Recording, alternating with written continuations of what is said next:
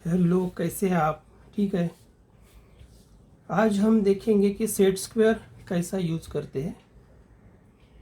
कि set square जो है वो मेन चीज़ है हमारे ड्राइंग में, क्योंकि सेट स्क्वायर एक मशीन जैसा काम करता है।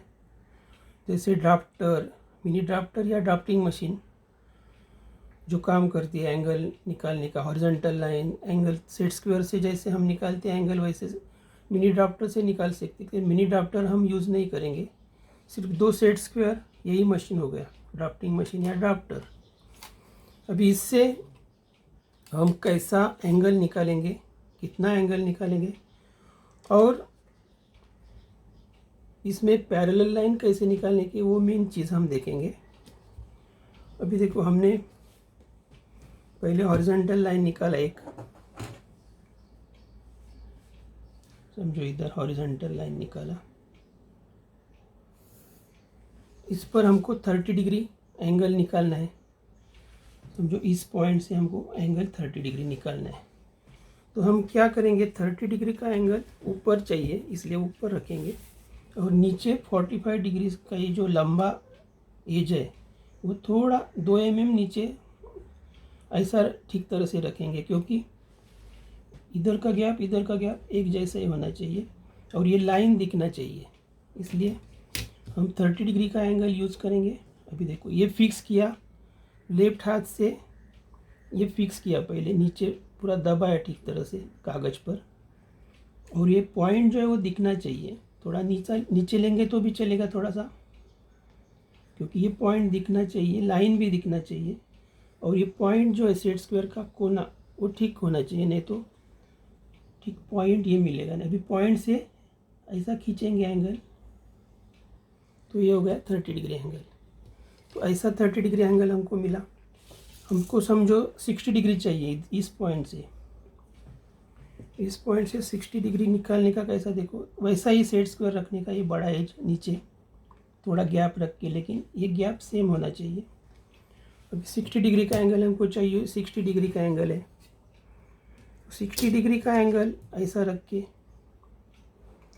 हम इधर से एंगल निकाल सकते हैं। देखो एंगल निकाला, तो ये हो गया 30 डिग्री का, इधर से इधर तक,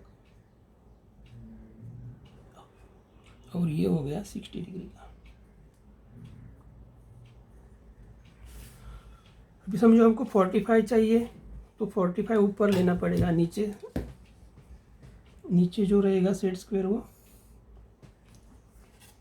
ये रहेगा 30 का। इस पॉइंट से हमको समझो 45 डिग्री चाहिए, इस पॉइंट से 45 डिग्री चाहिए। अभी 2 प्रकार से हम रख सकते हैं, एक तो ऐसा रख सकते हैं दोनों एंगल नीचे 45 डिग्री, देखो थोड़ा गैप रखा, और 45 एंगल हमको चाहिए इसलिए ऊपर रखा, तो ये हो गया 45 डिग्री एंगल, ये एंगल हो गया 45 डिग्री।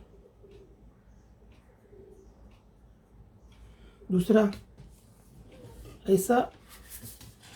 ऐसा ही घुमा के हम इधर से निकाल सकते हैं। देखो, यानी ये राइट एंगल इधर आया, ये 45 डिग्री इधर है, 45 डिग्री हमको चाहिए इसलिए इधर से 45 निकाला, और ये एंगल हो गया 45 डिग्री।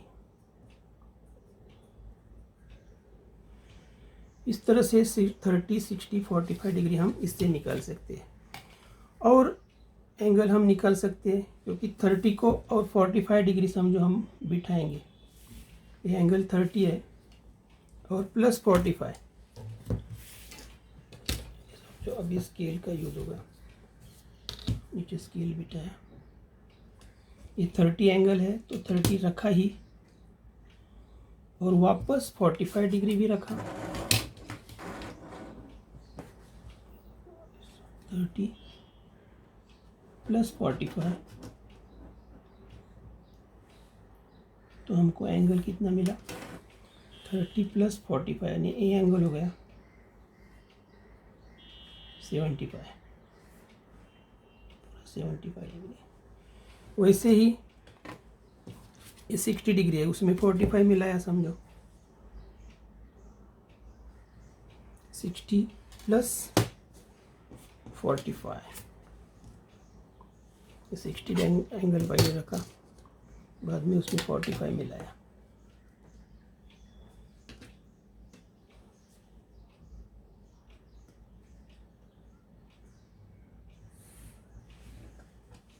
ये एंगल हो गया 105, 105।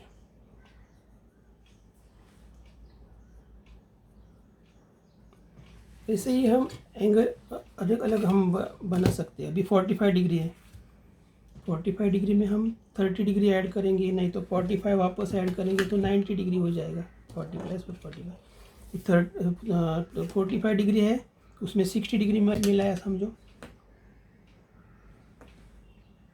तो इस जैसा ही तैयार होगा। 45 डिग्री प्लस ये 60 डिग्री, 60 डिग्री नहीं, ये एंगल हो गया 15।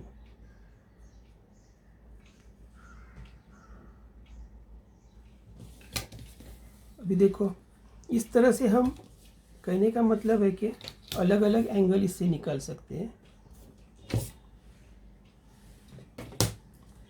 45 डिग्री, ये तो है ही 45 डिग्री,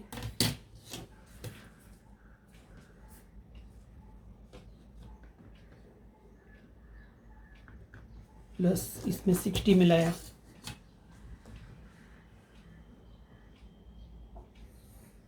वापस ये भी एंगल हो गया वैसे ही, 45 प्लस 60 हो गया, तो ये भी 105 हो गया। ऐसे ही 45 प्लस 60, 30 प्लस 60, हम एंगल मिला के कौन सा भी एंगल, आपको जो अलग तरह का एंगल चाहिए तो कौन मापक है इसमें, प्रोट्रैक्टर बोलते हैं उसको। प्रोट्रैक्टर 360 डिग्री तक कौन सा भी एंगल निकाल सकता है, इसलिए प्रोट्रैक्टर दिया है। ये फ्रेंच कर्व क्यों दिया है, फ्रेंच कर्व अलग कर्व रहेगा, समझो अलग अलग डायरेक्शन में कर्व रहेगा, तो ये पॉइंट ऐसा मार्क करके, इसमें से मार्क करके ये सेट स्क्वायर से अलग तरह का कर्व निकाल सकते हैं। अभी और एक मेन चीज़ हम बताने वाले हैं, मैं तुमको बताऊंगा कि पैरेलल लाइन कैसे निकालनी। अभी समझो ये लाइन है, इसको हम पैरेलल लाइन निकालना है, तो पहले हम क्या करेंगे, इसको एडजस्ट करेंगे पहले सेट स्क्वायर को, इसको पैरेलल लाइन निकालनी है। जिसको पैरेलल लाइन निकालनी है उसको पहला एडजस्ट करेंगे सेट स्क्वायर की एज को, बाद में दूसरा एज जो है वो नीचे एज जो है उसमें फिक्स करेंगे। एज ऐसा गैप नहीं रहना चाहिए और उसके नीचे भी नहीं जाना चाहिए, ठीक तरह से हिलना चाहिए आगे पीछे, बाद में डिस्टर्बेंस भी कुछ ना होना चाहिए। ये देखो, इसको एडजस्ट किया बराबर, एज ये एज है वो इसको मैच हुआ। अभी एज है तो उसके ऊपर स्लाइड होना चाहिए। अभी इधर भी हम पैरेलल लाइन निकाल सकते हैं, ये देखो जितना चाहिए उतना पैरेलल लाइन निकाल सकते हैं ऐसे। तो इस तरह से अभी समझो ये लाइन है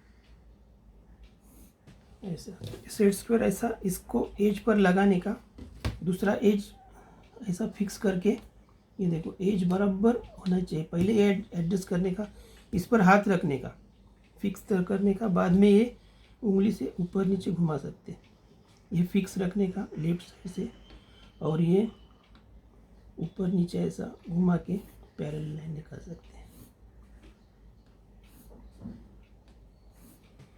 आपको मालूम ही है कि सेट स्क्वायर ठीक तरह से क्लीन होना चाहिए, गिरना नहीं चाहिए, उसका कोना ठीक तरह से होना चाहिए, और ये पूरा क्लीन होना चाहिए, नहीं तो इस पर मिट्टी रहेगा, धूल रहेगा, तो वो घिस जाता है पेपर पर, और घिसने के बाद पेपर भी खराब होता है।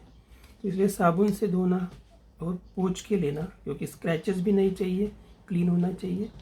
और जब हम मिट्टी वगैरह देखेंगे उस पर तो झटकना चाहिए ऐसा। इसलिए सेट स्क्वायर हमने सीखा, सबसे मेन चीज़ ये मशीन जैसा काम करता है। एंगल हमने देखा कितने कितने एंगल है, कॉम्बिनेशन, प्लस प्रोट्रैक्टर से भी अलग अलग तरह से एंगल निकाल सकते हैं। मेन पैरेलल लाइन कैसे निकालनी है वो भी हमने देखी। तो ये सेट स्क्वायर बहुत काम की चीज़ है, इसे ठीक तरह से रखना चाहिए, ये अपना प्लास्टिक का कवर मिलता है, उसमें हम रखते हैं।